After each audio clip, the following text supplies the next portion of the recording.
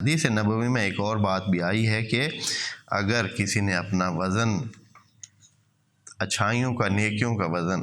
آخرت میں بڑھانا ہے، تاکہ اس کا پلڑا نیکیوں کا بھاری ہو جائے، تو سورہ القاریہ کی تلاوت کیا کریں۔ ایک اور بات، اگر کوئی بندہ کاروبار کر رہا ہے، کاروباریوں کے لیے کاروباروں کے لیے کہ جو کوئی نہ کوئی تجارتی سلسلہ رکھتے ہیں اور اس میں تنگ دستی آ گئی ہے یا تھوڑی سی بہت مشکلات کا شکار ہے، اپنے کاروبار کو چمکانے کے لیے، بہتر بنانے کے لیے اور اس میں وسعت لے آنے کے لیے کیا کرے جی؟ یہ سورت لکھ کر اپنے پاس رکھے، سورہ القاریہ لکھ کر اپنے پاس رکھے،